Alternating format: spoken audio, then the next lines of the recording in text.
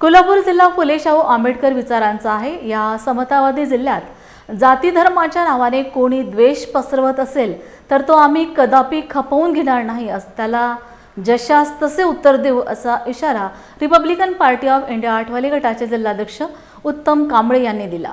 कोल्हापूर जिल्हा कागल तालुका नानीबाई चिखली महात्मा ज्योतिबा फुले डॉक्टर बाबासाहेब आंबेडकर यांच्या संयुक्त जयंतीनिमित्त कडूबाई खरात यांच्या गायनाच्या कार्यक्रमाप्रसंगी ते बोलत होते।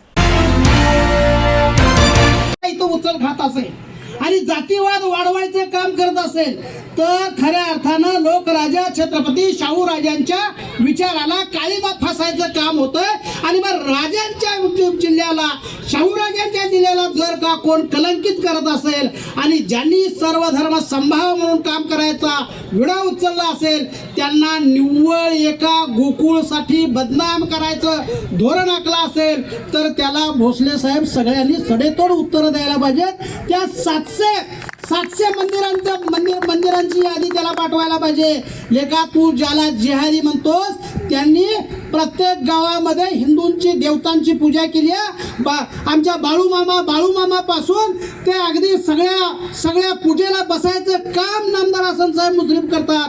ते एक वेळी मशिदीत जाणार नाहीत पण निश्चितपणानं देवाच्या देवळामध्ये जाऊन आदर भावनेला नतमस्तक होऊन ती देवांची पूजा करतील। अरे हा एवढा मोठ्या मनाचा माणूस, एवढ्या मोठ्या मनाचा आम्हाला आमदार लाभला असताना तुम्ही जर का सरळ जिहादी म्हणून लिहिता आणि त्या जिहादी म्हणणाऱ्या माणसाला जर का आपल्याकडून एकाचही उत्तर जात नसेल तर काय म्हणायचं, सारं गाव मामाचं आणि एक नाही कामाचं अशी अवस्था निर्माण झाली आहे। ज्या त्यावेळी ज्याला त्याला टिकून काढलं पाहिजे।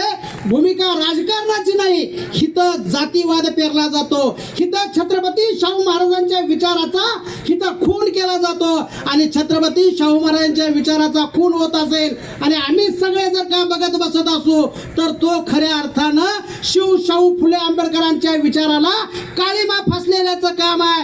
आणि म्हणून भोसले साहेब, इंद्रजित पाटील साहेब, मनोज फराकटे साहेब, तुम्हाला सगळ्यांना विनंती आहे की आपण एक गोष्ट ध्यानात ठेवायला पाहिजे की कदापि इथं जातीवाद वाढता कामा नये, कदापि हा जिल्हा कलंकित होता कामा नये।